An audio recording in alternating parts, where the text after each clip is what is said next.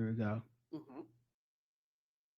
Hey, welcome to the Blackout Tips podcast. I'm your host, Rod, joined as always by my co-host, Karen.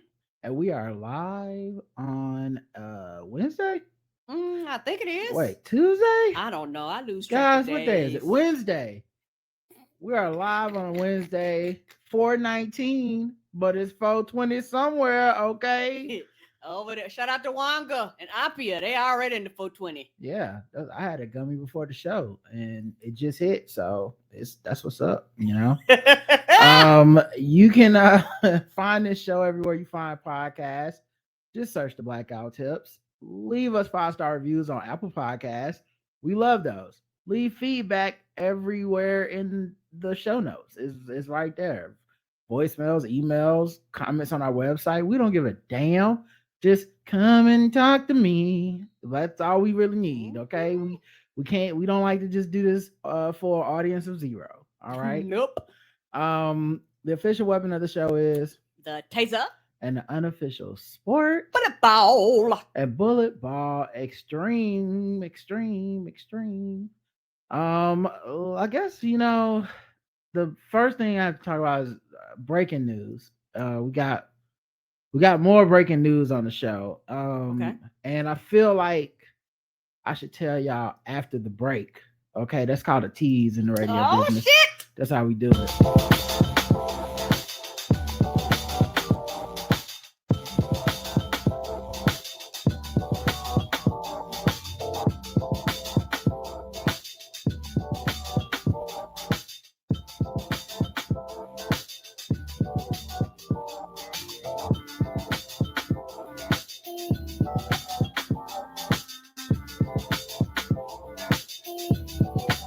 I assume y'all just heard a commercial, hopefully, and we got paid.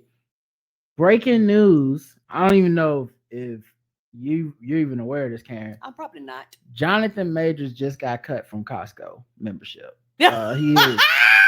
He got dropped. He got dropped from Sam's Club. Oh shit! Yeah, it's getting bad out there. It's getting bad. I heard they took his library card back. Oh my goodness! They revoking gym memberships. Yeah, he don't got a license, and he can't take Uber. He lost everything. Kicked off all the platforms. Oh man, he was about to buy the multiverse. And that's like nope. But no, we have actual real news that did happen. So I watched this show over the weekend, and I loved it. Like, what is it? April. Probably my favorite show so far this year. Okay.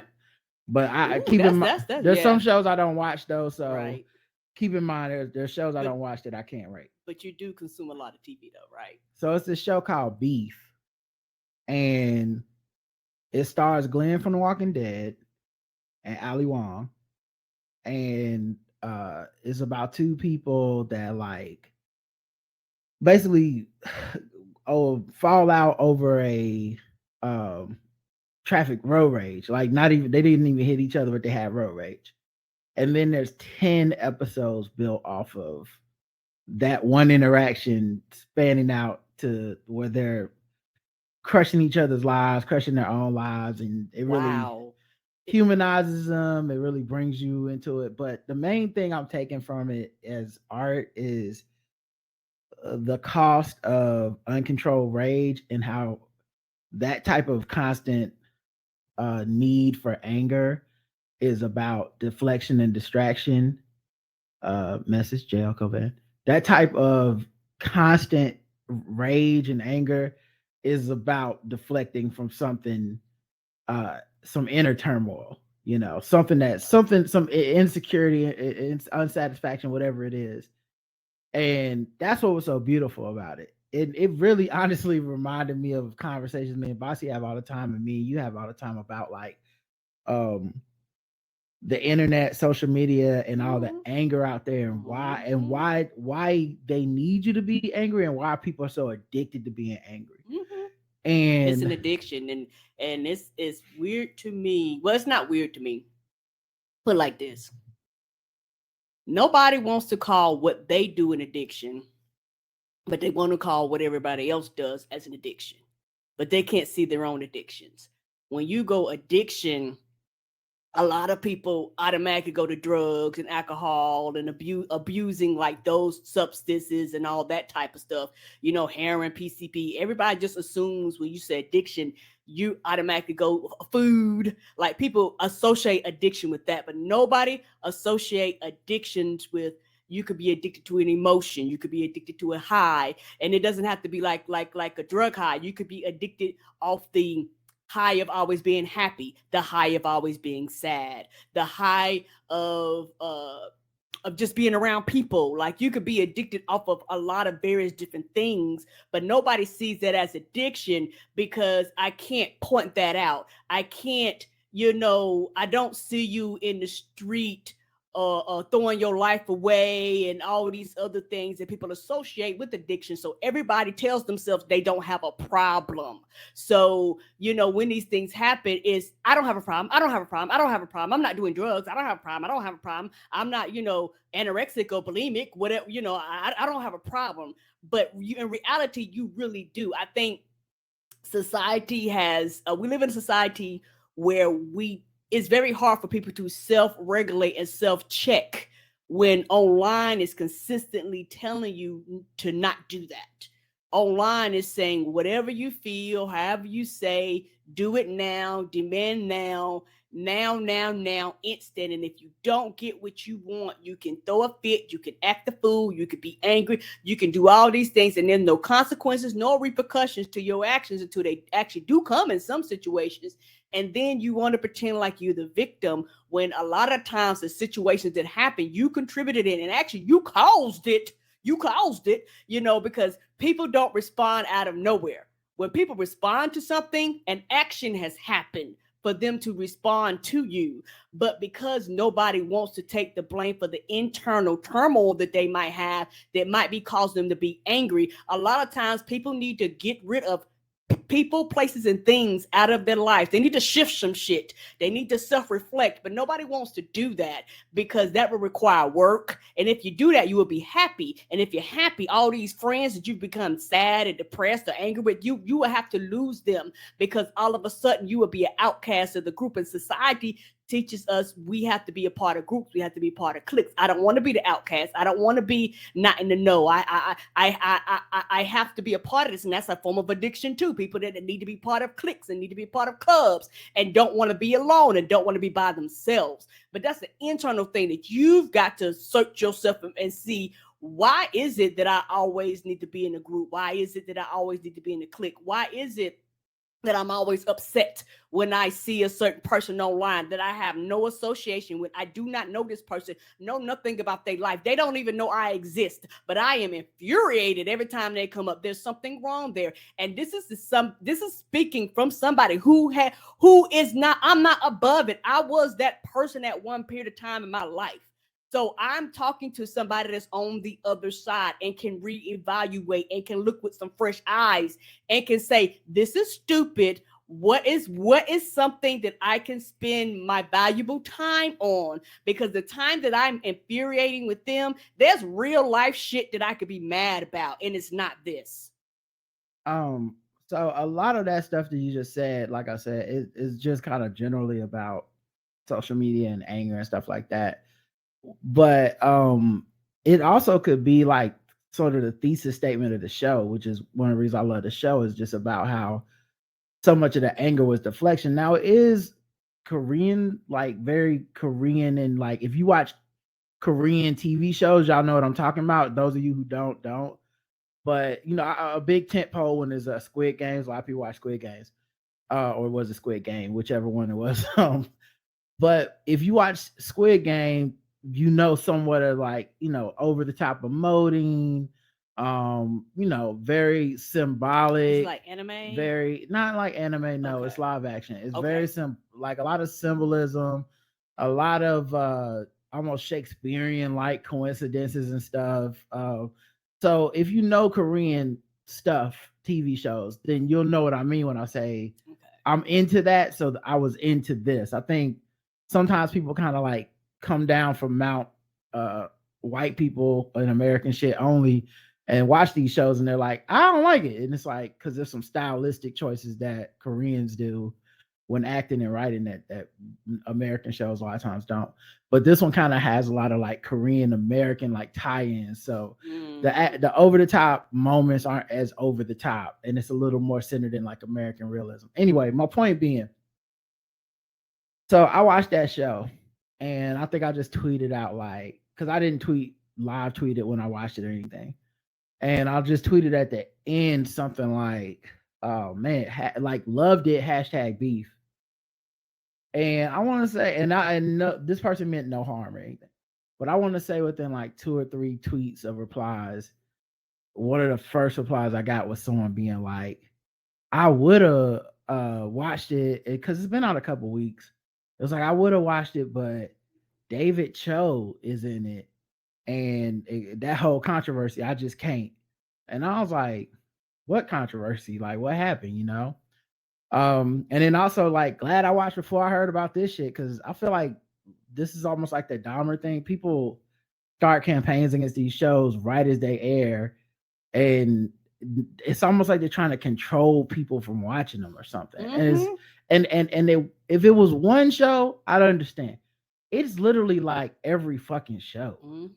Like every show except like your tentpole HBO shows and shit, because they know they can't get those. But you know, whenever some show gets popular, I swear to God, it's like the families of Jeffrey Dahmer victims. And like, what? Y'all ain't never cared about that shit before. You know, I forgot what was the other one. Swarm. The sex scenes with Chloe. Donald Glover must hate black women. It's like, so after all these black women worked on this show, y'all wait till it's about to air and then basically warn people off and put a negative stigma on the shit so people won't watch it, or if they do watch it, they'll have to feel like they can't discuss it. Like I hate that feeling, and I feel like it's coordinated. It is not by coordinated. I don't mean every last one of these people are in some group somewhere. I feel like I'll get into how I feel about it in a second. But anyway, so I watch it, and within I'm like, so now I'm Googling David Cho. Like, who the fuck is David Cho? Because like I watched the whole show, you know, I know the characters, but I don't necessarily know all the actors. right. And he turns out he is like the, and I'm not exaggerating here, I'd say he's not the star at all. Like the stars are Ali Wong,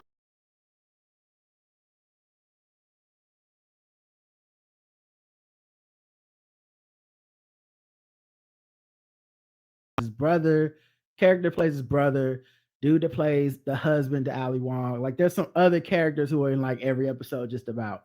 And then this guy is in probably like 3 or 4 out of the 10 episodes.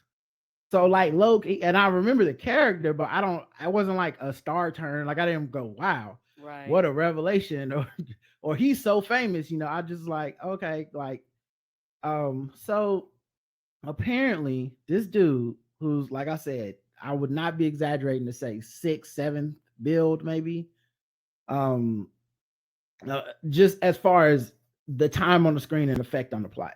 Anyway, so this guy had a podcast in 2014 with Ace Akira, who I believe it was like a porn, she's a porn star, but it's like a podcast. DVD Aza was the name of it. I hadn't like necessarily listened to it or anything, but I just knew of it because I was like, oh yeah, that's right, that porn star has a podcast, right? Anyway, so this dude in 2014 did a podcast and told a story about sexually assaulting a masseuse, which he called rapey behavior. And though he later denied that he was speaking factually and apologized for his comments, a journalist recent resurfacing of the podcast episode on Twitter has called into question the Beef's creator's decision to cast him. And so this is the first thing I was thinking, because number one is Twitter, it always assumes the worst. Why are they definitely knew about this and put him in the movie? That's already kind of crazy. Two, if they did, like, do you think that's a cosign? Because they would think about a podcast from 2014. If these people ever heard that podcast, Right. And I don't know what to tell folks, man, but at least somewhat on the other side of the game, like they're not doing that much oppo research on the people they hire for the seventh lead or whatever. You know what I mean? Like, but it didn't just go straight to just, oh, this dude is bad, and it went to like, this dude is bad. They knew he was bad. They put him in this movie. Because his story must have definitely happened. It couldn't have been a joke. It couldn't have been a lie. Even though he said it was a lie in 2014, and he's supposedly promotes himself as part of his thing, is I'll be lying, ha ha ha. At any rate, and then it goes to, like I said, then it goes to when you're on Twitter, you're assuming they cast him on purpose. You're assuming that because they don't have a statement from something you just put to light a few minutes ago, well, clearly they don't care. Their silence is deafening or whatever. Because it's like they want the people who act in it. They want the fucking produce. They want everybody to come out and be like, man, fuck this guy. He's fired, piece of shit or whatever. As if you wouldn't need to vet that shit. As if it doesn't take a little bit more time, research. You don't want to talk to the dude at all. You don't want to put a textbook case of wrongful discrimination or wrongful termination in case someone made something up on social media. Right. It's real easy for you to say that shit when you have that's the thing. They do this shit and there's no consequences and or repercussions to the shit they was saying. And you know what? Sometimes it is. Ask the girl who was fucking around with Cardi B. Sometimes you fuck around and be big and bold, and there's some real life consequences to that bullshit. It's just interesting because I guess my bigger point isn't even the specifics of it. It's more like you're always assuming the worst, and ramping the situation up. By the way, like escalating it, because being like, this means Steve Young is okay with rape, which I've seen people say on social media, or Ali Wong, your silence is deafening, about somebody they work with on a production that's probably was a while ago at this point. A bunch of bullshit, and it's really about riling people up. Period. It's not actually about solving this. It's not about changing rape culture. It's not about having a discussion. It's literally about shaming them, attacking them, blaming them. And so I go to get a response out of them. Yeah, right. And I go look up this dude. And so he's like an artist. He's like 30 years in the game from, I want to say, San Francisco or something like that. And he is also this longtime podcaster. Of course, this episode's been taken down and all this stuff. And so this post goes on social media with the clip. Obviously you can't put the whole thing in context because it's 2-minute limits or something like that on Twitter. But he says he told a story about sexually assaulting a Black woman who had been giving him a massage. He said that he started to masturbate in front of masseuse without telling her. I'm at a place and there's potential for a lawsuit. She has given me no signs she's into me or that it's appropriate behavior. In my head, I go, do you care if I jerk off right now? And it sounds so creepy in my head that I go, I can't say that out loud. So I go back to the chill method of, you never ask first, you just do it, get in trouble, then pay the price later. Cho went on to say that after the masseuse stopped the massage, he asked her to pretend like I'm not doing this and continue with the massage, which she did. He asked to touch her. He touched her. Sorry about these descriptions. I didn't know everything was in the article, but I guess the whole show is kind of a trigger warning. He asked to touched her, and she pulled away. He then described the escalation that culminated in him pushing her head down and forcing her to perform oral sex. On the podcast, after he told the story, Akira said, "You raped, allegedly." Well, Cho responded, "Well, encouraged. I just want to make it clear that I admit that that's rapey behavior," he said, "but I'm not a rapist." She said, "You're basically telling us you're a rapist right now," to which he responded, "Yeah." They said at the time of the podcast, the response to it was that they had a BuzzFeed article that went up about it in 2014, same year. On their defunct website, he wrote, he wrote that he was not a rapist, that the podcast is not a representation of reality, and that the stories he told on it were not facts.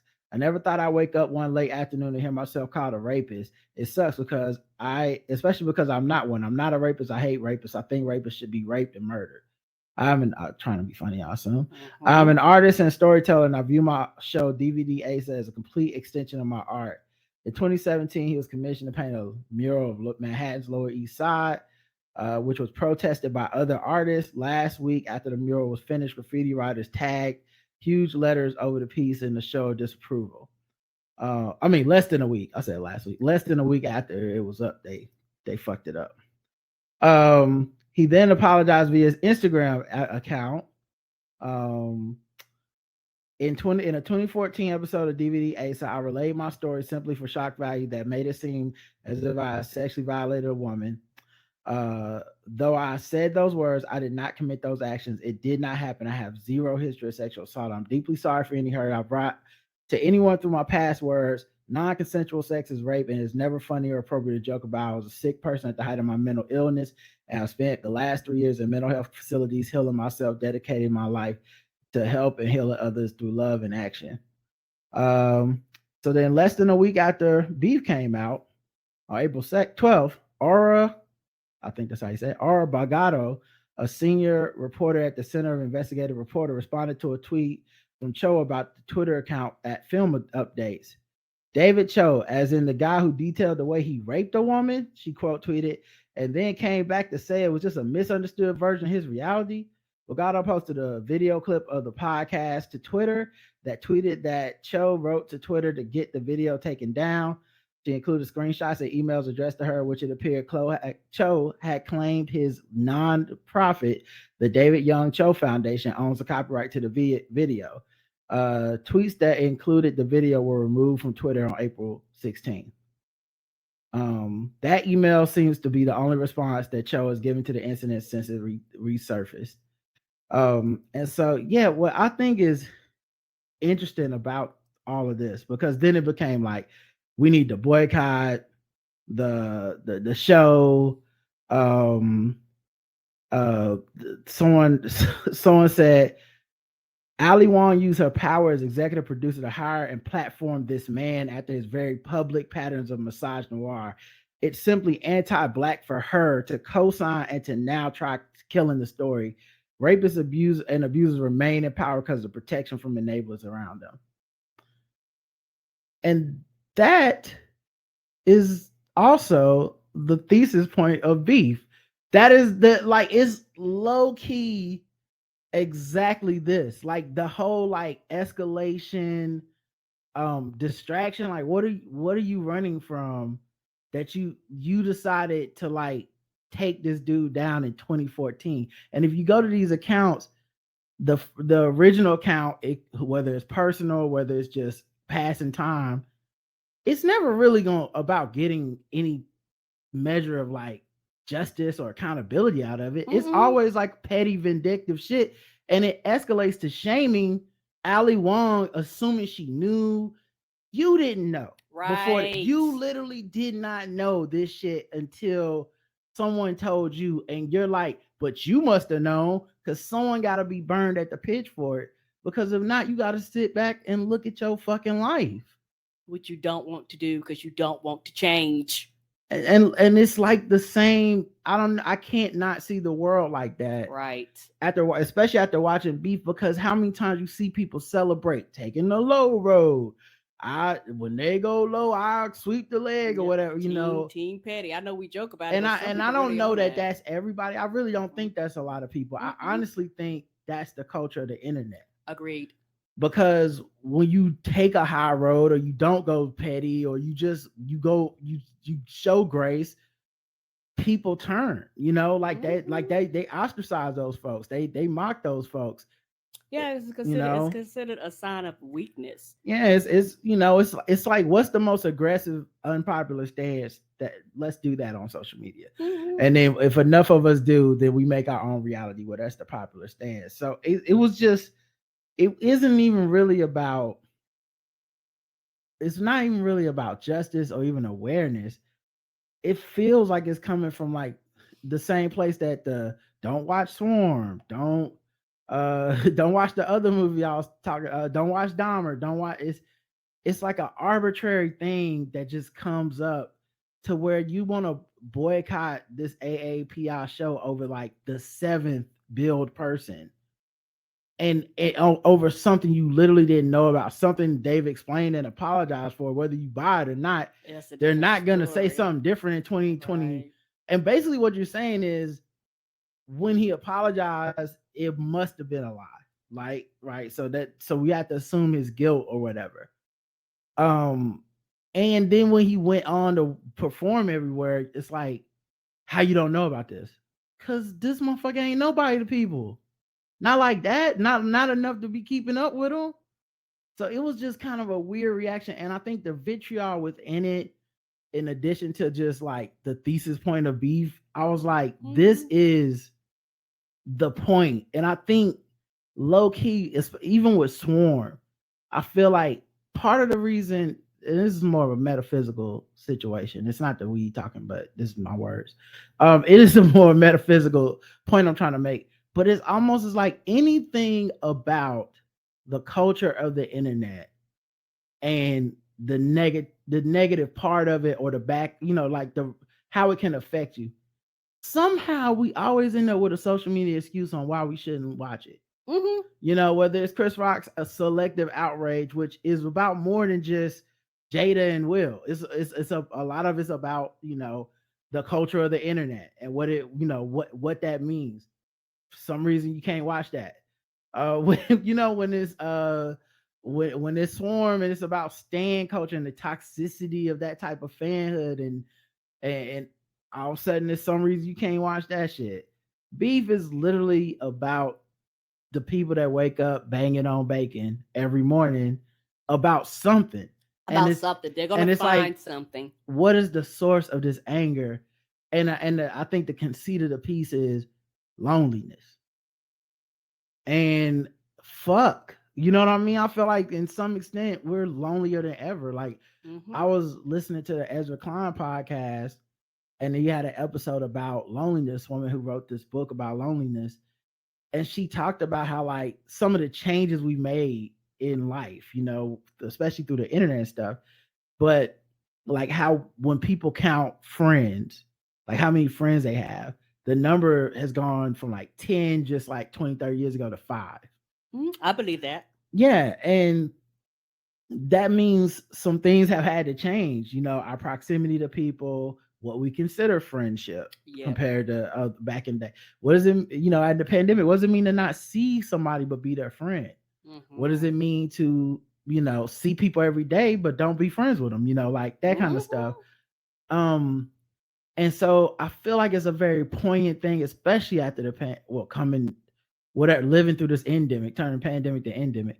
I feel like it's saying something much deeper that I don't think people want to talk about. So it's like, well, okay, keep scrolling down the list till we find some reason not to. This motherfucker, he the reason we can't watch. You like he's in maybe 10% of the whole thing. Can't watch it. Don't like, matter. Yeah. And I do agree with what you're saying. I think the pandemic/endemic affected people more than they're willing to admit. And me personally, I think this is why, and I will continue to say this, so many people was in such a rush to get back out the fucking house. Because for the first time ever in some people's lives, they had to sit down. They literally had to sit. They couldn't use the distraction of their family. They couldn't use the distraction of their friends. They couldn't use the distraction of their kids, their job. They couldn't use the distraction of any of these things. They had to sit in their own thoughts. And for some people, that's a scary ass place for them to be. I've just come to the conclusion. A lot of people, they just don't like that. I've come to the conclusion. A lot of people, they don't like to be alone, like sitting in a room by yourself, alone in your own thoughts. It's almost like a death sentence to some people. They're like, I can't take it. I think it's that, but so you got your loneliness, but I think then you need your escapism. And I think anger is an escape for a lot of people. As I've said before, it makes you feel powerful. even when you're doing the weakest shit in the world. And that's like I said, that's a big conceit of this piece. That's a big point in beef. But it's not just the loneliness. We're lonelier than ever, sure. It's the place where we're going to try to either to make real connections with people is now in a place that's not necessarily real in the way that, physical space can be real for people. And where, it's a place where, um we have not truly mapped the landscape. We're constantly finding out new ways that this cyberspace, the internet, social media can warp us, twist us, affect us, right? We're constantly finding this shit out. Um, and I feel like it's the combination. It's the loneliness and then going into what can be a cesspool depending on how you craft it, and falling into the hands of people who truly just want to do this shit all day. There's a phenomenon I see on social media, and if y'all don't see it, or if y'all see it, or you don't have a word for it, hopefully I give you the same word that I've been given with my friends. So there's these certain accounts on social media that I call grievance aggregators. And so they just all day, and it's normally a person, but sometimes it can be like an organization or a group of people. But it's normally like a person because they want their face attached to it and they want to get all the tweets and the likes and the agreements. But it's just what people accuse Sean King of doing, kind of. It's like, here's a video of some black people getting beat up by a white person and for calling them the N-word. Or here's a video of a black person beating up a white person for calling them the N-word. Or here's a video of, did you hear the story about this cop? Or, hey, did you know this guy in 2014 said, is that kind of thing? And they do it all fucking day. It's what their account is. Yes, sir. And I remember thinking especially when it's a person attached to it, like their face, their name. I'm like, who would want to be that person? It's like if you listen to the Blackout Tips and we never said nothing funny. It's just another nigga got killed, guys. Like y'all, like it's like I don't. But actually, it's worse. It's not even another nigga got killed by the police. It's another nigga got killed by the police. Waka waka. Like it's entertainment. It's not even coming off like it's educational or activism or a mission. It's just like, here's something people will get mad about. And you can go down their timeline. And it's all currency. The account is. There's an account now that just says, hey, remember when this comedian said this? Or remember when this rock and roll star did so? And it's apropos of nothing. Like it's not even a current event happened.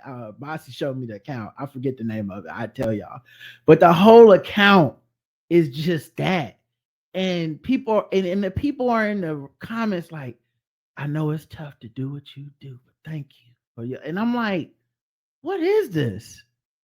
Like, no, it's the most heartless way of doing it because you don't actually care about any of the stories or the people. Nope. You just care about the likes and the clicks and the attention and the tweets and whatever it takes to get the retweet on that. Like, you're not an advocate. You're just like, here I go getting some more retweets off of this. And it works because people do spread that stuff because anger and negativity spreads so fast and it's palpable and it's constant. And because we're looking for a distraction. Yeah. And it's one of those things where we're looking for a distraction from reality, because the pandemic/endemic fucked up a lot of people's reality. So a lot of people, and Donald Trump, all jokes aside, he fucked up people's reality. To some people can't tell wrong from right and right from wrong. And the reason how I know is because you have people that are competent doing something, and because we have PTSD, we still act as though you're still incompetent.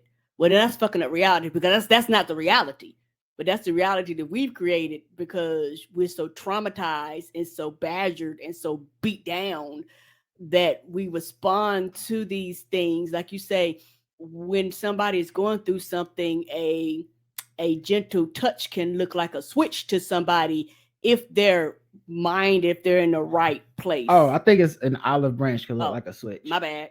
No, it's okay. It's just I was so proud when I wrote that. But yeah, I think. But I do feel like it's an anger that is draining, but you can. It's people don't want to come down from it, but mostly it's just a big ass distraction from something. Something in your life, and as you alluded to earlier, we say that from experience. Like when I was angry all the time, it was because of other shit. Yes, sir. And me finding some reason to be angry or rant online, that's something internal. That's something that's something I'm running from. Whether you're running from yourself or you're running, whatever you're running from in your life, I think that's where people get that kind of shit. So at any rate, I wouldn't let this stop me from watching it. People can do what they want if they're gonna not watch it, but I just think we're being manipulated online with this shit because I feel like it's I know this comparison will sound weird, but it feels like critical race theory to me, where it's like, no, don't learn about that. You'll feel bad. And it's like, let me judge for myself. Well, if you do judge for yourself, you're now a bad person and you gotta go. And I think that's what happens because and it's with it being so often, it makes me feel like it's on purpose. It's purposeful. It's either purposeful or it's so subconscious people don't know it's their whatever defense mechanism or here's my chance to find community because, oh my God, that's what it is. That's what it is. It's how they find community. Yes. But since something is big in pop culture, it's their turn. They still want to talk about it. Right. So it's how they find community by talking about it and then signaling to each other. And then they find each other. And that's how you find, yeah. Yes, all yes, right. yeah. Yep. And that's how they find each other. And, and I think for a lot of people, that's just their thing. And I know for somebody like me, like I said, this is coming from personal experience. I am on the internet, but I pull back a lot, like a whole lot, because I began to see how it was impacting me, mentally, how it was impacting what I was consuming, how I was mad and angry and upset all the time. I did the shit that I'm telling y'all. Like, I'm not telling y'all do all this self-reflection and all that other bullshit. No, I'm telling y'all because it'll make a huge difference. Like, it really will. Some of y'all to today, you wonder why family and friends don't want to be bothered with you, while your kids looking at you all crazy and shit. That's because you've allowed this internet thing to impact and affect your real life, your real world. I just think even I don't even think it's like your family don't want to deal with you or no shit like that. I just think when you're online a lot, and especially when you're in those type of groups or that type of the grievance community, you end up sounding crazy to people because you're talking about shit that's not important to them and they don't know about. Yes. So like when you're telling them every celebrity that name that they come up with, why you hate them or what's wrong with them, they do think you're crazy. They don't. Yep. I don't think they stop hanging with you. You probably stop hanging with them. Like, I'll just go to my online friends. Yes, you start because talking to people using @signs. I used to do that. And everybody be like, "The fuck is wrong with you, Karen? Who is that?" Your online, your family or whatever don't get all that online shit, but your online people, they keep up on the current who the hate list is and who we don't fuck with and why this person ain't shit and why this so and so ain't shit. And so it probably feels more like a family than your family at that point because y'all speak the same language. I think that's more the case. But yeah, I think you just kind of hit the nail on the head. It's the community. And this is how they find community. I've been thinking about it all day because, for me, man, like incongruent thinking fucking bothers me. You know what I mean? As y'all can hear 26 after episodes of, I'm constantly like trying to square that circle of like, but how the fuck did you end up over here when you were over here just a minute ago on something that was very similarly, um, something very similar. And so, this has been something I've been thinking about because I've just been like, man, don't it seem like every fucking popular thing they find an angle for why you shouldn't fuck with it? It's just Right. at some point it's like, god damn, man, this pattern says more about us than the people who create things.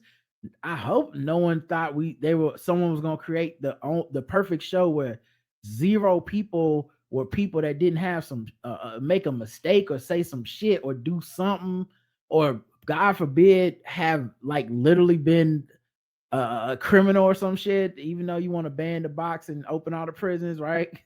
It's like, God forbid, because people will find a way to tell you not to fuck with it, and it just feels like some form of trying to see how many people you can influence. You know, like I really think somewhere, not it's not one person, but somewhere someone is getting off on like, look how I influenced all these people. They didn't watch this TV show because I told them a reason not to. And then not to mention like there could be any motivation on the earth for that person to do that. There's people that just got petty grievances. There's people that, just don't like that motherfucker for 20, 30 years. And every time that person come up, and we never question what they get out of it. I watched narcissists become online influencers and rise to the top of that shit, and people buying stuff from them even though they don't make anything. Like I've seen that happen before and been like, how is that possible? And I think this is how they're leading the angry orchestra every day. You got to play your part. Yes. And also, two things. One thing I was going to say, and I've said it before, and I will always believe this. We live in a society now, and online is a prime example of this. Feeling anything is a bad thing. Like if I feel something is bad, they don't process it. They don't ask themselves, why do I feel this way? What is this emotion? They don't analyze it. I realize a lot of people have really, really low emotional intelligence when it comes to things. Even though they're old, their emotional intelligence is on the level of a fifth or sixth grader. Yeah, I mean, I almost agree, except I think they allow you to feel anger. You can feel anger. Yeah. You know what I mean? So I think all of that is on point, except the one time that they go, you can feel something. It's like it's the negative ones. It's the spiteful ones. It's the petty ones. It's never the like. Isn't you know what I mean? Yeah, and the reason why I say you have the emotions of a fifth or sixth grader, because that's how they respond. I agree. You know with that what I'm part. saying? Like that's how they respond. They don't grow outside of those basic emotions. They don't. Well, I think ultimately a lot of us are like that. We don't. On some things, yes.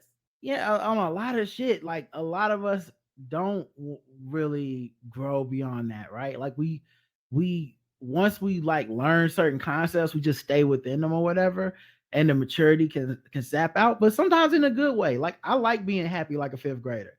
Those are the best happies. You know what I mean? So like, it's not always like a bad thing, but it's like once you get grouped up like this, or just once you go on the social media and there are people aggregating, looking for the angry all the time, I feel like that's a wormhole you could fall into, and then you just be angry all the time. Yeah, and the thing is, it is a bug. It is a feature and not a bug. Yeah.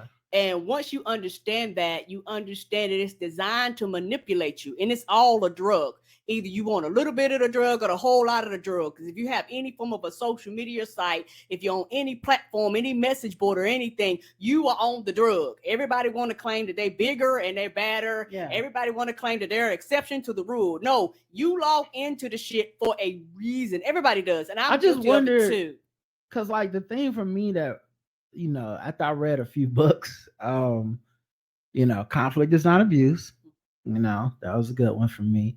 But after I read some books, it just made me take a step back and think about things just 1 second. It's not even like I don't even think I think that much longer than people, and obviously I'm every once in a while I slip up, but it's just little moments when like like the other day when we talked about how people couples post those videos of them fighting or doing something, Mm-hmm. and and most people's thought process is this is bad. I want to show everybody how much better I am than these people. So you share the content with, I don't know, girl, I would have left them, ha ha ha, but if you took one more second than just making that post, you'd be like, this is probably fake, because a real person wouldn't fucking share something this fucked up to the world and still be together the next day. And no cops called or nothing. Like we don't take that one more second. And I feel like that's where I'm at with some of the the stuff like this Yeah. this controversy that came out of quote unquote nowhere, as this AAPI show is becoming the most supported show and the most watched and praised show at the time, comes out of kind of nowhere, but also wouldn't really be a story because it already had happened in 2014. It had a news cycle and nothing new happened. So it's kind of like no one thought, isn't it weird that this shit is coming up in 2023 right at the peak? They had every day all year to do this story. They had anytime this man breathed before this, when he got cast in the role, right? When you probably could have changed something when the casting news dropped. Nothing. Number one content. Now we got to talk about this. What is AAPIE? What is that? Now I probably said it wrong. What is that? AAPI, I think, is Asian American Pacific Islander. Okay. But this Asian show, I know, this will be out in the when I get a TV show in 2035, and they'll be like, Raj said Asian instead of AAPI one time, and you're gonna let this man star as the 17th build actor on Game Theory? Are you gonna let that? Are y'all gonna take this? Y'all gonna put up with this? Sure, he apologized. Immediately, and even made jokes about it, but I didn't put that part of the clip on the air. Oh no. Oh no. And something else that I've realized too, when you're talking about a lot of this online stuff, a lot of people need to come to like this. A lot of people are followers, and they will never admit that they're followers, and so they follow whatever's happening or whatever the trend. And they do that to take away the self-critical thinking that they must have. They allow other people to make the decisions for them. But also, that's what community is in a lot of ways. For some people, yes. For a lot of people. Yeah. It's just, even physically, like, forget about online. Community, we got to go to the same church. We all, we work at the same plant. Girl Scout troop. We all got the, we go to the same schools. And what does that mean? It means when there's a school dance, we all at the school dance. When there's the big football game, we're going to the big football game. When we have a professional sports team, we go to the professional sports team. When you go to the oddball, if you like, I don't want to participate in that. Right. Like me and Roger were oddballs because we didn't go to prom, and they was like, "What is wrong with y'all?" I was like, "We just didn't want to go." So online becomes like that too, but because it's mirroring society, and so I think maybe that's what these tentpole moments are. It's like we all have to be mad at the thing, and something's wrong with you if you're not. This is the one to be mad at today, get on the right page. But yeah, it felt very arbitrary. The most conspiratorial part of me, and maybe this is the weed talking, but the most conspiratorial part of me is like, what if this is how shows online content farm their shows now?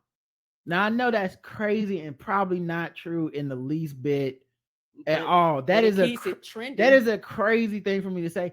Also, because I've been on the other side of social media stuff with the job, and they ain't doing all that. Like, the last thing they trying to do is get people to hate something. But that's the truth.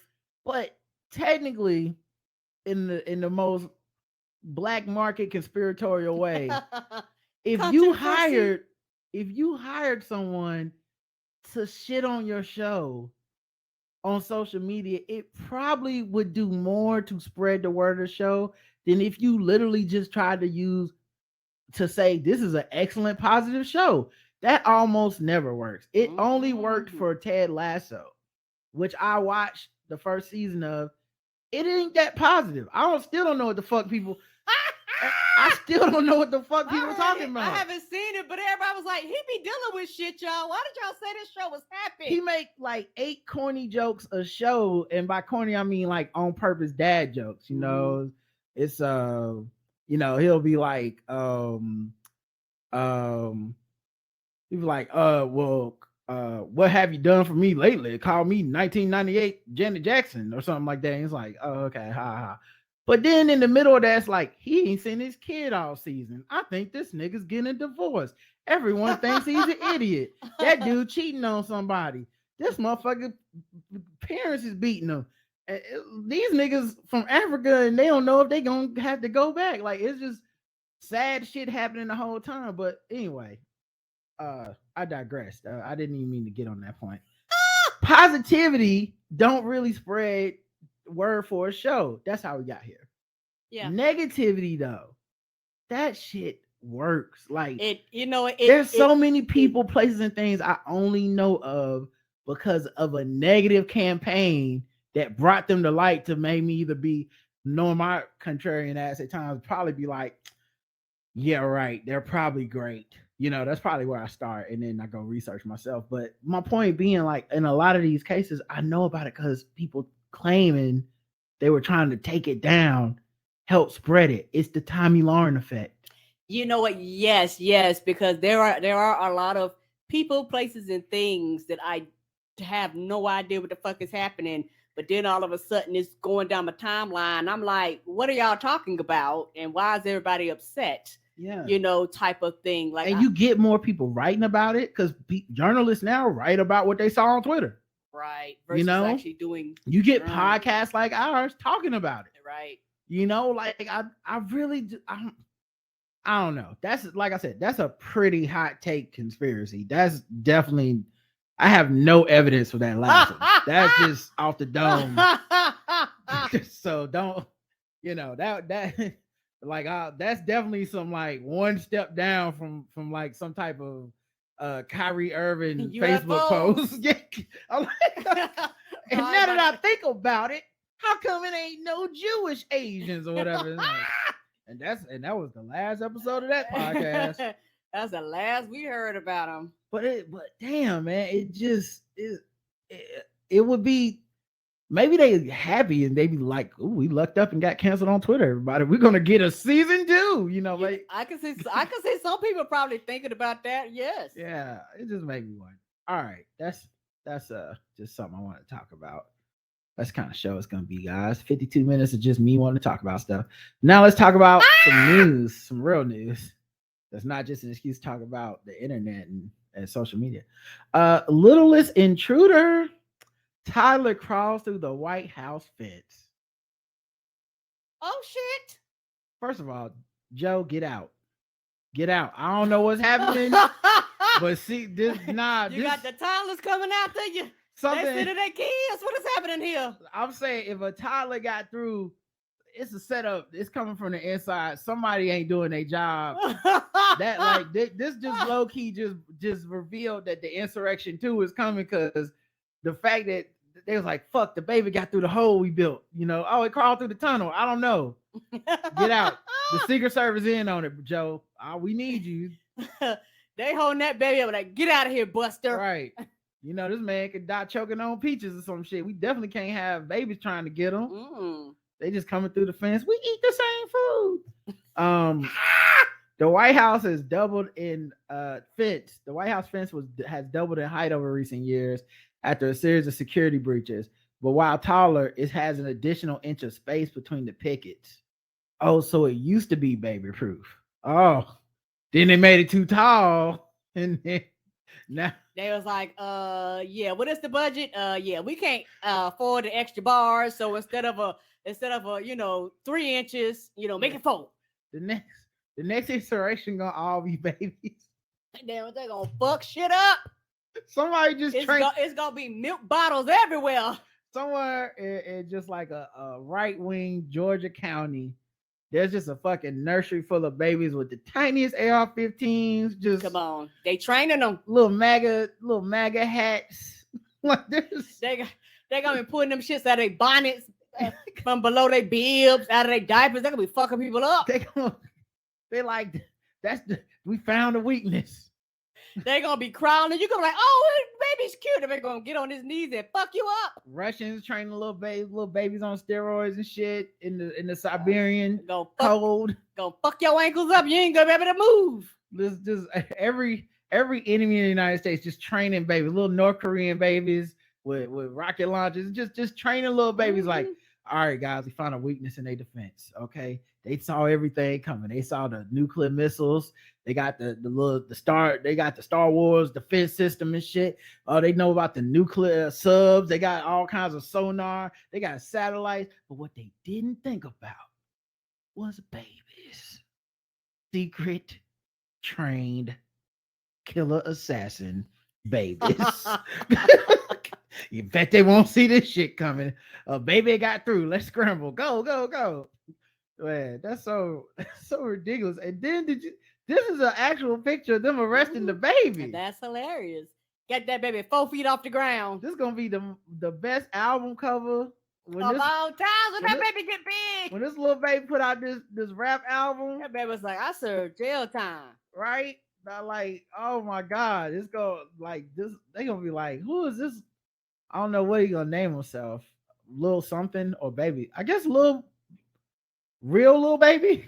It's gonna be something. Actual little baby. That's gonna be his name because it's already a little baby rapper. But an actual little baby, I don't think there is one. So that baby gonna be like A B C D E F G because I'm gangster. DJ Mustard. Come on. Yeah. This is the most gang. I hope this is this kid's school picture. Yes. This is the most gangster school picture a baby has ever had.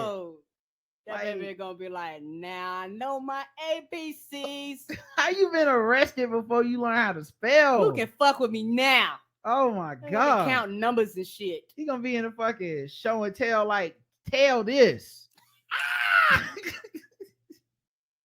They go see, nigga, I was in the White House. They had to come salt my ass. They had to come get me. Oh, you broke out your crib? Oh, that's nice. That's nice. That's cute. That's cute. I broke into the White House. Yeah. Can you top that?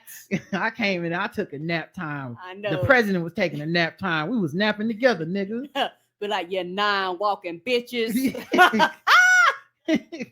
Oh my God. That's crazy. Also, like, you arrested a baby? Come on. There had to be another way. You didn't see the photograph, the photographers outside? It's like, put him in cuffs. It's a baby. God damn it, he's getting the perp walk. We're already letting him go. We gotta set an example for the rest of them. If the rest of the babies just gets out and the rest of the babies find out. Oh no, we definitely don't want the Rugrats to find out. If Angelica find out about this, it's really a wrap.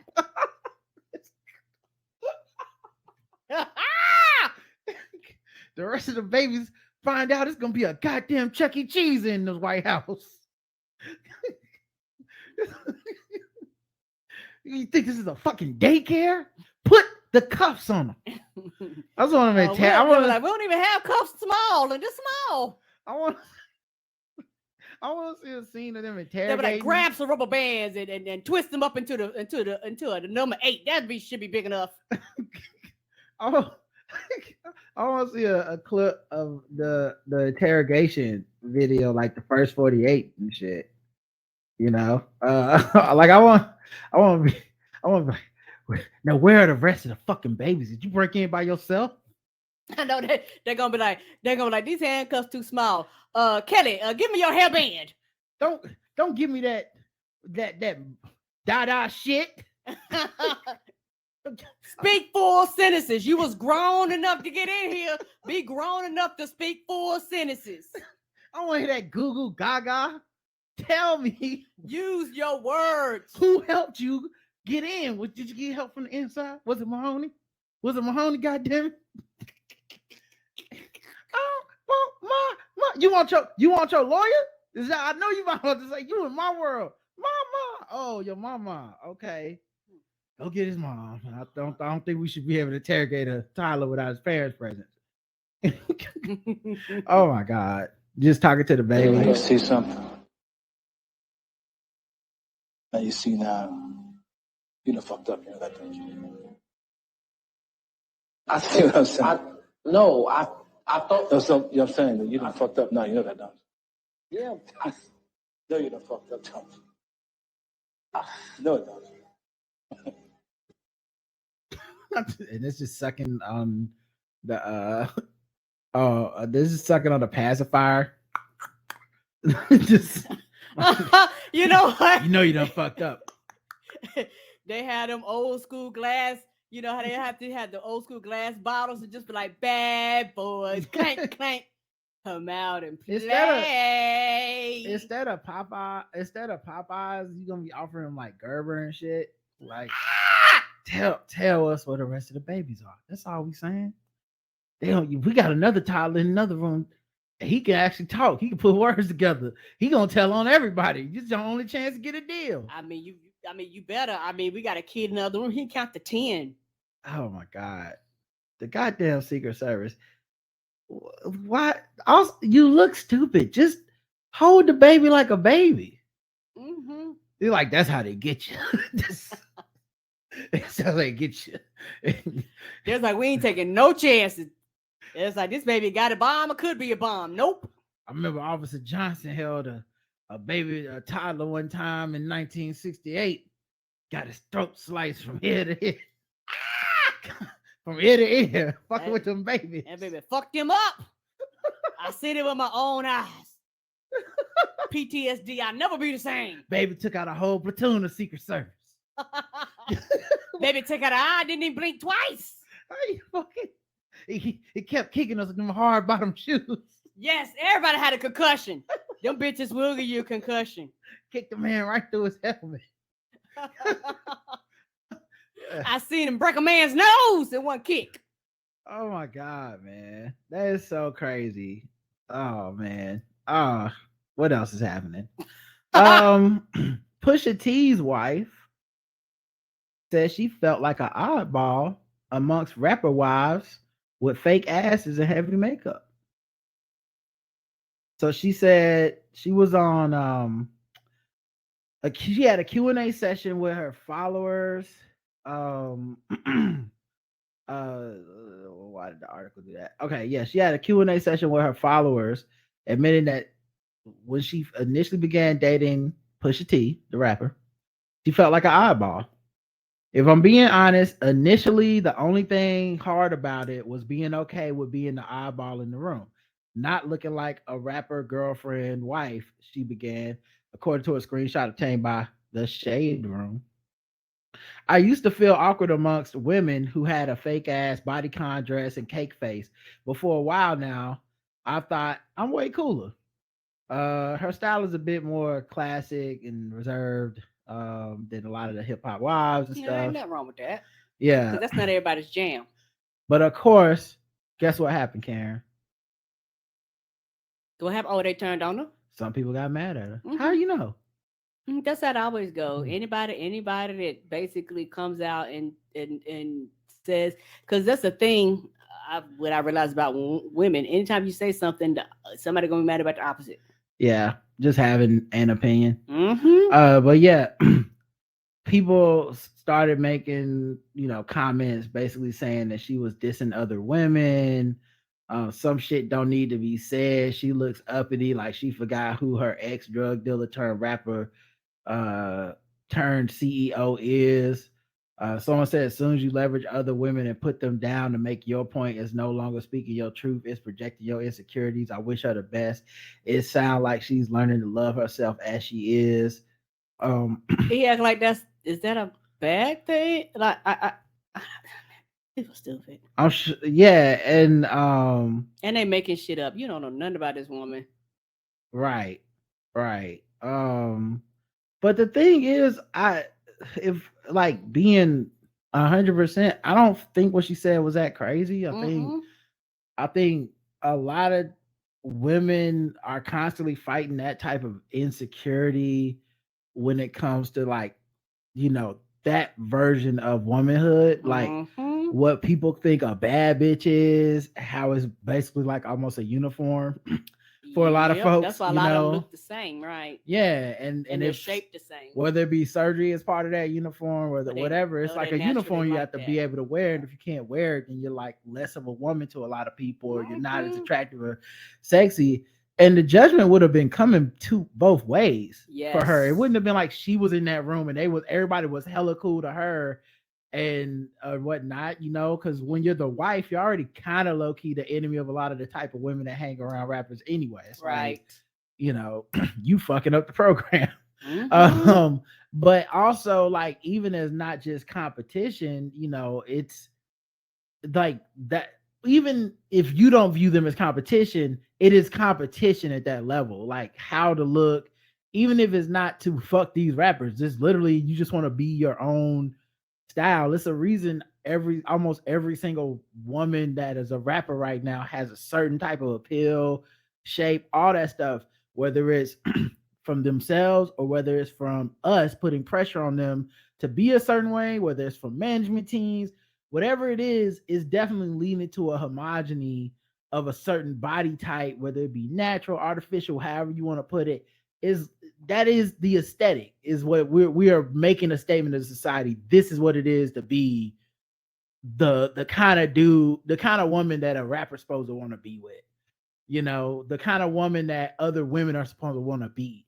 And so she in her own way is kind of being strong and revolting and talking about the pressure she's fighting, but everyone took it instead as she just hates these women or whatever. And she's like, no, I felt less than at the time, and now I feel like I'm a bad bitch in my own way, you know. And I can see that, and that is a real feeling.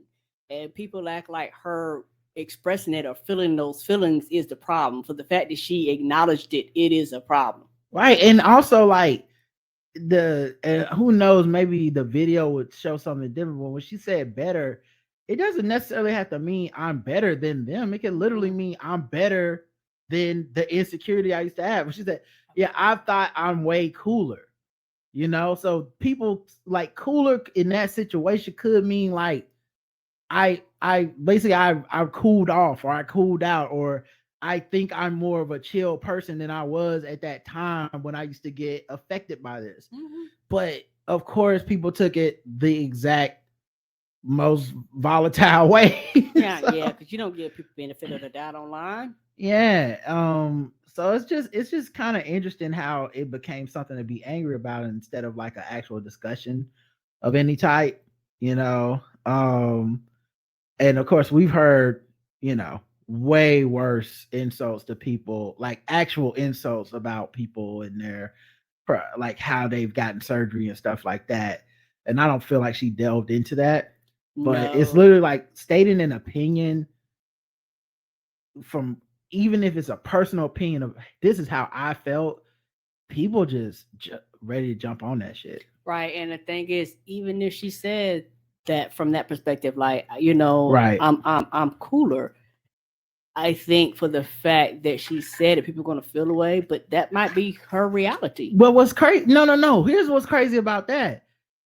If everybody is supposed to be allowed to feel like they the baddest. Yes, they are. So but it's like somehow it becomes personal when you like turn it into like, yeah, and I used to think this type of person was better than me, and now I think I'm cooler. Whoa, you're not supposed to think you the baddest in that case. She thinks you're the baddest. I don't know, man. It just felt like people were trying to figure a way out for her to be like the bad guy there. And I don't, I think it's just a stretch. I think most reasonable people, if you sat in a room and she said that, you'd be like, yeah, I can see where you're coming from. Yeah. Without it turning into like, oh, so what you really saying? It's like, okay. Yeah. It's like, yeah, you taking a left turn here. And, it's the thing where if you quote unquote don't have self-esteem, something wrong with you. You have too much self-esteem, something wrong with you. Well, there's no such thing as the woman who has the right self-esteem. Pras from the refugees, the Fugees, used to always have to rap third for some reason. He testified, the 50-year-old who's been accused of conspiring to make illegal campaign contributions. Oh no. Dating back to former President Barack Obama's campaign. Well, he took the stand and his defense, and he admitted to receiving $20 million in 2012 from Malaysian businessman Joe Low. The financier allegedly gave Michelle Price, that's his last name, the funds to secure a photo with Obama. $20 million to take a picture with Obama? $20 million to take a picture with Obama? And the picture never happened. So you didn't even get the picture that you supposedly paid $20 million for. Price said he felt like the funds were free money. He testified that the lump sum wasn't intended to be a foreign campaign contribution or as a payment for his services. Prosecutors claim Lowe and Michelle worked together to donate Lowe's money to the Obama campaign in an effort to get the businessman close to the president. Lowe has also been charged with 4 counts of conspiracy and failure to register as a foreign agent. He remains on the run. But while on the stand, Price admitted that he gave his friends about $800,000 to donate to the Obama campaign in their names, known as straw donors. This allowed them access to Obama's fundraisers around that time. Still, he maintained that the money was to spend the way he wanted to, and he says he was unaware that his actions were illegal. Most of this just can't. I was sitting up here thinking like, damn, man, it's fucked up. Lauryn Hill and Wyclef made all the money, and Prize ain't getting nothing out of the Fugees. Wrong. Right. This nigga got $20 million for pictures that didn't get taken with the president. Right. If $20 million exchange hands, like it ain't for free. I'm sorry. Nigga, you better Photoshop this, you better Photoshop Obama into something. Nobody give you $20 million without some forms of strings attached. Like something has to exchange hands. Additionally, Michelle is charged with later assisting Lowe in his efforts to persuade the Trump administration to end the Justice Department's investigation into Lowe's alleged involvement with the 1MDB fallout. Prosecutors also believe Lowe and Price pressured the Trump administration on behalf of Chinese officials to deport a Chinese dissident. Price pled not guilty. Dog, what the fuck, Price? That took a left turn. What the fuck is happening? $20 million. I told you, silver strings attached. That person wasn't giving up no $20 million for nothing. But no, that's what I'm saying. That happened to meet Obama. This motherfucker was still fucking with Price after that when it was the Trump administration. Because he was gave him $20 million for a picture with Obama that never happened in 2012. But somewhere between 2016 and 2020, you were still fucking with Price? Yo, I had no idea this game was that good. Me either. Fuck. So that's what he's been up to, guys. Wow. Honestly, showing up late to concerts, not the worst thing in the world. Sure not. 2 cheerleaders got shot after accidentally stepping into the wrong car. Oh no! Oh no. Indeed, Karen. Oh no. Or as Nate Dogg said, oh no. Yo, it's a lot of these type of shootings. If I'm not mistaken, people keep saying 3. I count 4 because I respect black people. But you got the kid in St. Louis who we didn't even talk about on the show, but honestly, you're under a rock if you haven't heard about the kid in St. Louis that got shot by like an 80-year-old man, black kid. He was going to pick up his siblings. He went to the wrong house, got shot. Luckily he survived, but he got shot in like the arm and the head and lived. Woo. Yeah. Then there was the Detroit one that we talked about on our show, where the pizza went to the wrong house and fucking neighbors started shooting up each other. Then there was a woman in upstate New York went to the wrong house. All she did was try to turn around in the driveway and he shot the car. Ooh. Yes. And then there's this one, 2 cheerleaders. And I'm crazy if I'm like, bro, we don't need these guns. No, we do not. And these aren't AR-15, so this is not even some assault weapon ban shit. This is the paranoia and irresponsibility we live with every day in our country. And the fact that we don't even know if some of these are actually illegal. Right. We're not even sure the people can go to jail for this indiscriminate spray and pray ass shit because they keep shooting the wrong people and they're never under threat. And we're not even sure if they're gonna go to jail. Right. Because this is motherfucking rootin' tootin' America, Jack. This is Yosemite Sam ass America, man. This is fucking disgusting. The fact that we live like this is the ghetto. God, man, I can't believe people more mad about beef than this shit every day. Like, right. If I'm gonna get mad, it's gonna be about some real shit. You know what? We mad at beef because we can't be mad at this. Mm-hmm. God damn, this weed is hitting. God damn.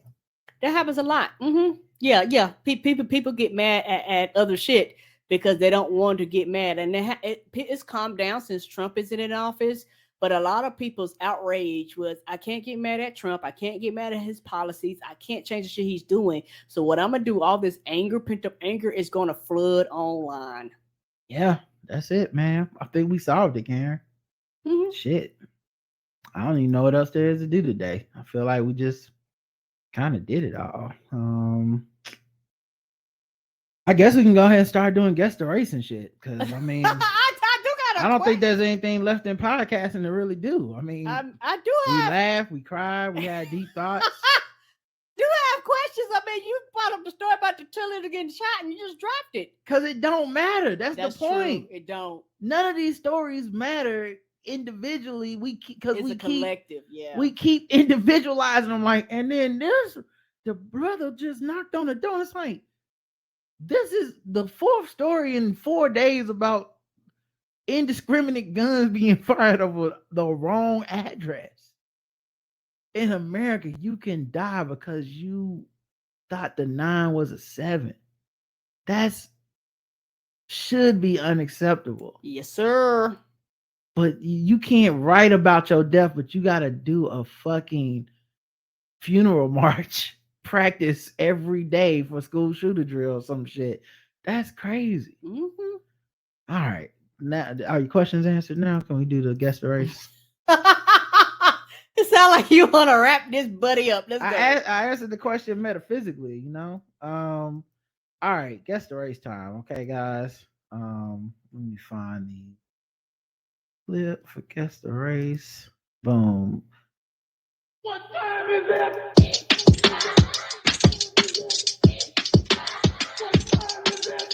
It's time to guess the race. It's time to guess the race. It's time to guess the race. It's time to guess the race. Guess the race. We go around the globe, find different articles. Guess the race of the people involved. Karen plays. The chat room plays. All these people are racist. A Henry County man is. This is what you know. What this is when I get the 18th lead in season 57 of Insecure because they bring it back. This is what I get canceled for. They're just gonna play a 2-minute clip of Guess the Race on social media. Yeah, and that's how you gonna get all the podcast episodes gonna be deleted. It's gonna be behind 12 paywalls, and they're gonna be like, "Yeah, I'm not watching season 57 of Insecure. I don't care if Issa Rae is getting her 19th Emmy." They have Rod playing a fry cook on episode 3. I don't even think he had a line, but for the fact that he was there, the way that he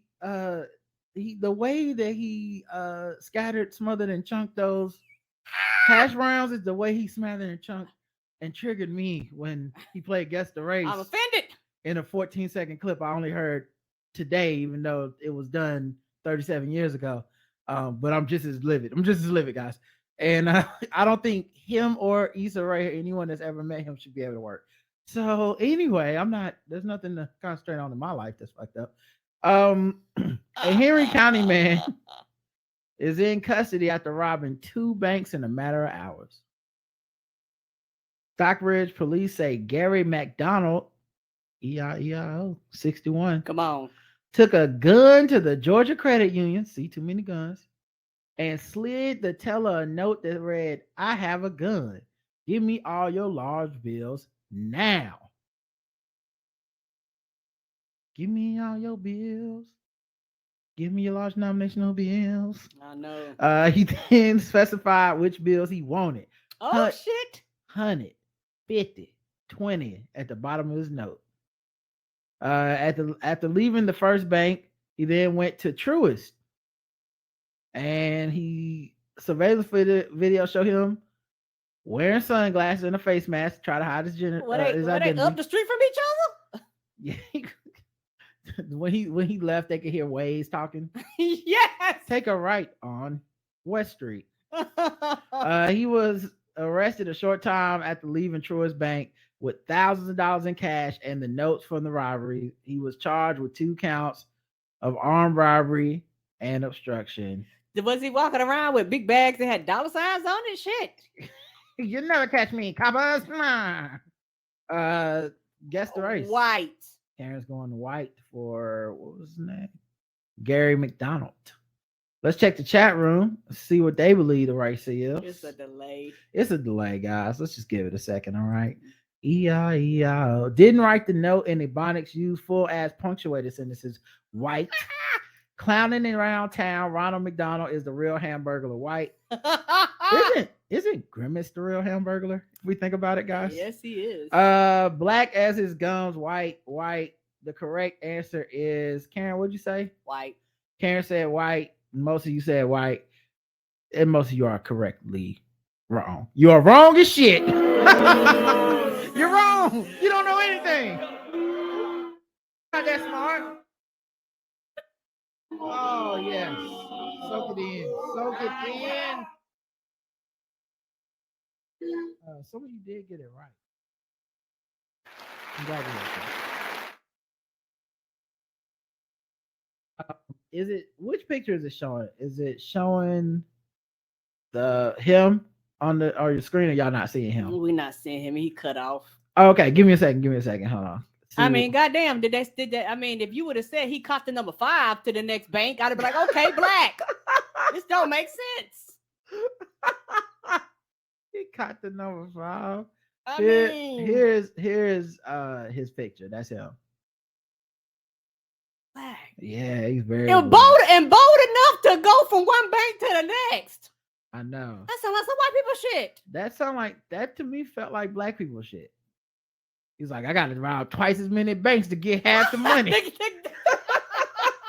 they get half the money. They would have got in one lick. Goddamn, racism is fucked up. I got to rob twice the banks to get half the fucking money around here. I mean, what did he do? Did he go on the 5 and talk to the boy? You got change for 100, sir. Sir, if you don't put that in this machine, I've been robbing black banks my whole life. I ain't been getting shit. I say, give me the big bills. I got $150. $950 of $150 bill. All right. Go to the next one. A barber accused of posing as an officer to see Megan Thee Stallion at Final Four Fest post $20,000 bond. Brother, me too. Okay. Come on. A man is accused of pretending to be a police officer to sneak into Friday's Final Four Fan Fest concert where Megan Thee Stallion headlined. Trayvon Lil Darius Steven. No, that's his real name. That's his. Oh no, that's name your mama gave you on your certificate. Trayvon Lil Darius Stevenson, 28, was held. I feel bad for the teachers in the future when they get to calling these. Ain't no telling what name's gonna be on there. Triangle, square, circle. Here.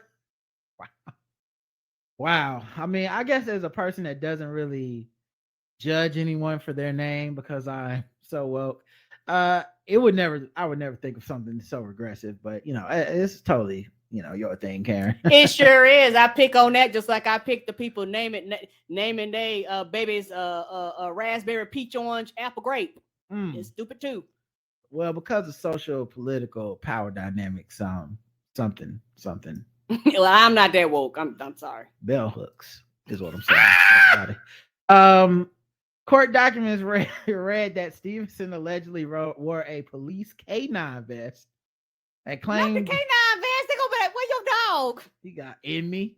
I got that dog in me. That's why y'all can't see it. That's why y'all can't see the dog. It's in. You gonna get an X-ray. Me and Luca, we both got it. But yeah, he had a K9 vest on, and attorney said he's actually a barber in Houston and has no qualification as any type of officer. Damn, any type. Right? Not even the ones with the flashlight. They're like, look, you don't qualify for any of the security jobs. What are you doing here? You can't be an intern. Right? You know what's interesting too is like as a barber, you are always working on the edge. That's good. And as a road cop, you know, that would be doing security at a hip-hop concert, you have to work on a razor's edge as well. So it kind of makes sense. But yeah, although he was wearing police K9 vest, he reportedly did not have a dog with him because it was in him. I was bullshit, but I was like, of course he didn't have a dog. That dog would have fucking attacked him. That dog been like, you ain't my owner. Why is that dog biting your arm? Aren't you the K9 officer? No, it's cool. It just do this sometimes. I know. I know. Look like, help me. Yeah. It's anyway. Which way is Megan room? Is it in the back? You're not going with that dog, sir. No, sir. You know, for a K9 officer, you should have a lot of questions about where Megan's dressing room is. You know what I'm saying? I just want to make sure it's secure, make sure there's no drugs. She's a rapper, sir. It's definitely gonna be drugs. So please stay away from the room. We don't want her to get arrested tonight. We don't need you around here. Well, let me just sniff a chair. Something. Goddamn, come on, man. Who dog is this? Sir, should be yours. You have K9 on your chest. Right. Sir, step in the corner. We're gonna talk to you. He's trying to get a dog commands. It don't sound like the police. No. Sit down. Shut up. Sir. I don't think that's the right commands. Unless that dog's name is Man, come on, goddamn. I don't think that's his dog. Unless that dog name is Kang, I don't think that's his dog. His dog, the police dogs would have black names. I don't know what they name police dogs, but I guarantee you it's not black names. Jerry, Tom. They probably named them after Confederate soldiers and generals and shit. I hope not.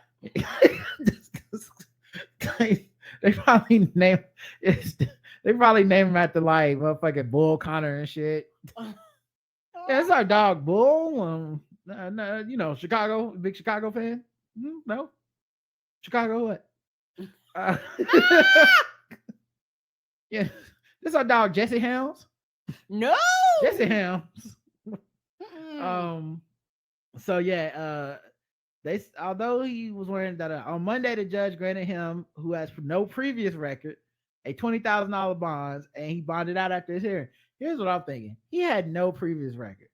This man literally risked it all for Megan Thee Stallion. Literally hadn't done a crime a day in his life, and then Megan came to town. He said, "Man, fuck it. Today is the day. If it's a 0.001% chance."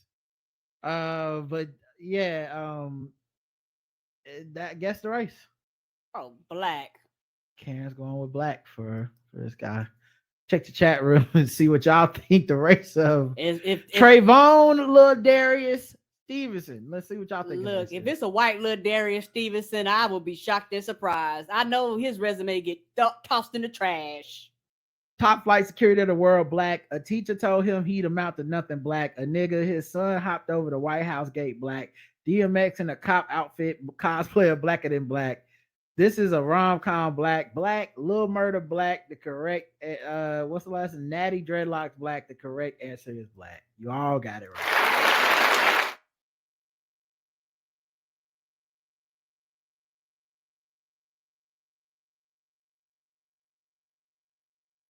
Let me see if I can pull his picture back up because it was having issues. That's him in the video there. Risked it all, dog. Mm-hmm. Lil Darius. We got a black judge too. I bet the black judge looked at him like, you know what? I understand, brother. Hey, I follow the IG too. I mean, I've been wondering where she at myself. I followed IG too, dog. Man, fuck Tory Lanez. You know what? Time served, brother. All right, let's go to the bonus round. Karen is actually 2 for 2. Oh wait, no, the hell she's not. Wow. No, I can't believe I was giving you credit you didn't earn. I got that first one wrong because I didn't know Bruh Man was gonna take the subway to the next bank. True. I bet we gotta have white listeners that probably just by mere coincidence. We have to have white listeners that are like racially fucked up, like racist and stuff. Because so many people listen to our show, it's impossible that there's 0 of them. And I wonder if, like, when we play Guess the Race and it is black people, they be like, finally. About time. They commit crimes too. God damn. The other day it was 3 for 3 whites. I know, making the race look bad. Right. Oh, you missed it. How does it feel? How do you now you see it's not so easy, is it? Right? All right. Just bonus round. Now you see how we feel. We can't tell the difference sometimes.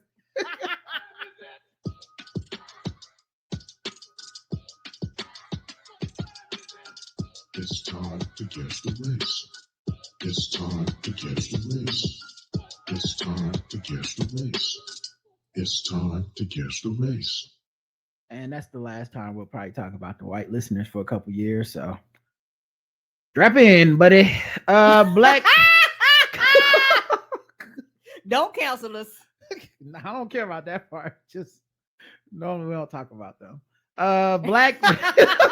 We know you exist, though. It's not for you. Black Bears breaks into a vehicle, guzzles 69 cans of pop. God damn, did his bladder explode? A woman on British Columbia's Sunshine Coast awoke to a sticky situation last Thursday when she found a bear with a sweet tooth had broken into her car and crushed dozens of cans of soda that she had left there overnight.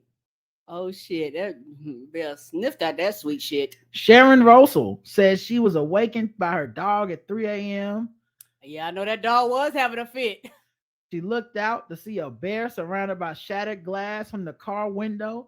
He was drinking massive amounts of soda. She said she watched from her balcony. You goddamn right. For an hour and a half. I wouldn't have went out there either. As the bear used his teeth to break open the cans and slurp their contents while making a sweet mess on her car's interior. She said the bear started with orange soda before making his way through cola and root beer and only stopped when it reached the diet soda. He didn't like the way the diet soda tastes. Like, right. Fuck that soda. This sounds like a professional bear. This bear done broken other people's cars and chugged down some soda before. Mm-hmm. Ursa's 11. Some of y'all will get that.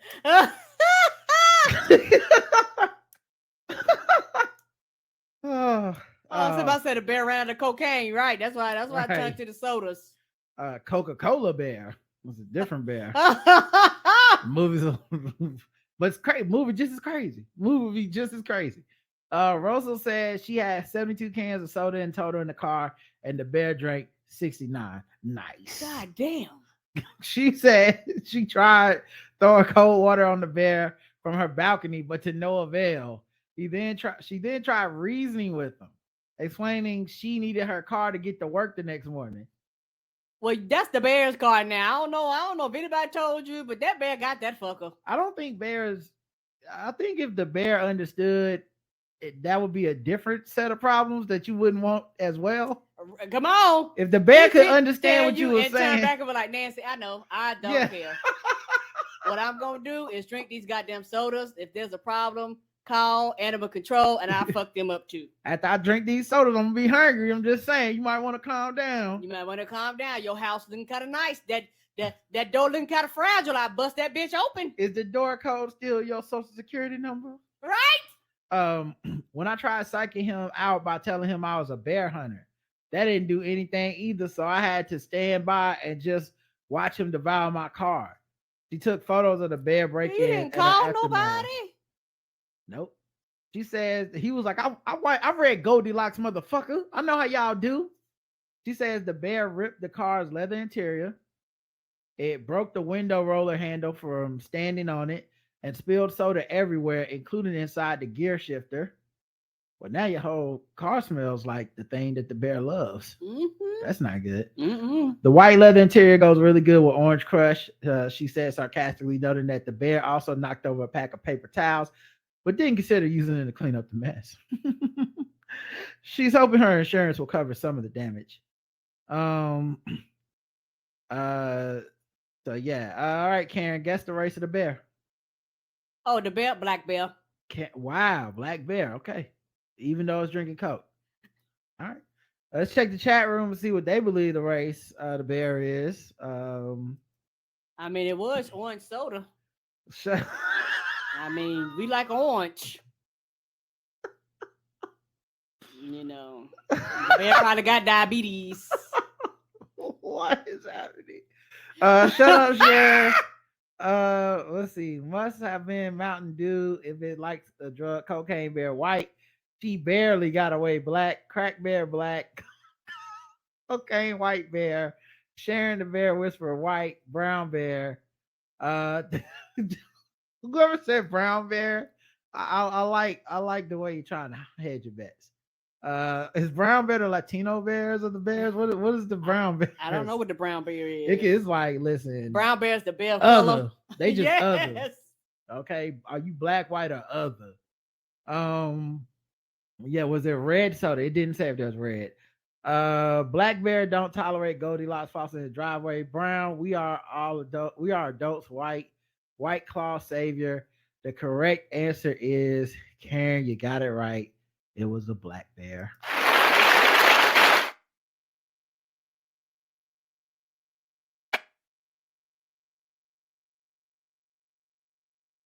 Some of you did miss it, and I don't blame you because them polar bears that drink soda normally be white.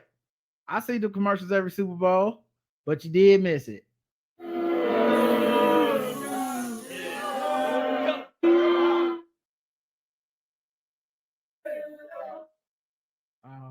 Is it showing the bear?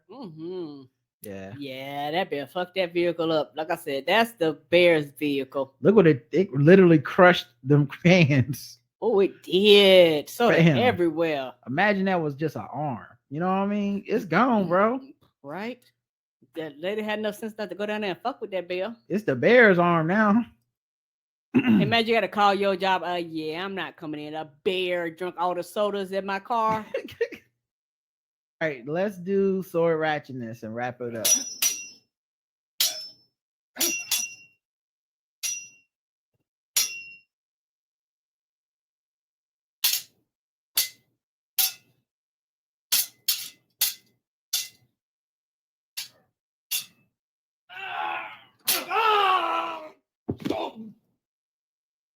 A verbal altercation led to a stabbing with a sword in Watertown.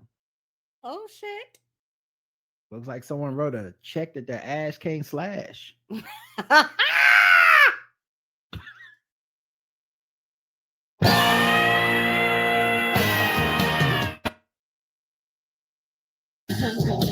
Yep, somebody was cutting it close, apparently. Too close. So I guess the police showed up at 11:46 a.m. and found a stabbing involving the use of a sword. An investigation by the deputies and detectives exposed that a verbal altercation between a male and a female. What if that's how you? What if you had a speech impediment and that's how you say female, so everybody thought you was misogynistic? Yeah, like you weren't using it the way that other people use it. Still bad. It's like you need to plug the male extender into the female circuit on the why is everybody looking at me like that? I'm just a carpenter. She the best female rapper. All right, somebody said, see, that's why he got stabbed. Right? Yeah, he said female that way. Yeah. Oh, word. She just misunderstood. He was being real technical. But yeah, so there was an argument, and then it led to a sword injury. An argument led to the sword injury sounds like the version of events the person that stabbed you says. You know what I mean? Yes. It sounds like Jonathan Majors' text, allegedly. Where he's like, I'm sorry that it led to a stabbing. It was crazy to me too. Yep. Nobody knows what happened. All I remember, I had a sword. I remember you was talking shit, and yada yada yada stabbing. It's crazy. I don't know It's how like we got both here. we both confused.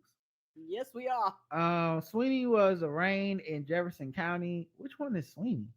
Oh, I see. Okay. The suspect, 29-year-old Shannon E. Sweeney of Waterton, was charged with assault second-class felony, criminal possession of a weapon in the fourth degree.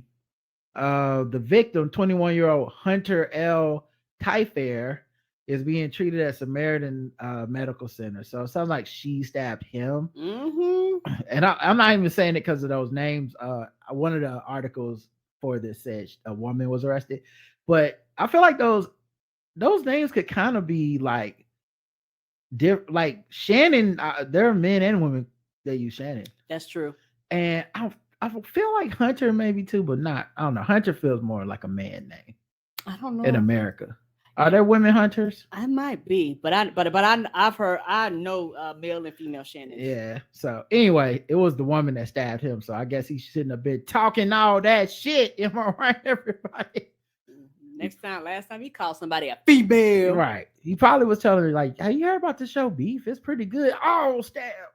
All right, y'all. That's it. We'll talk to you Friday for premium people. I'm doing Balls Deep with Justin.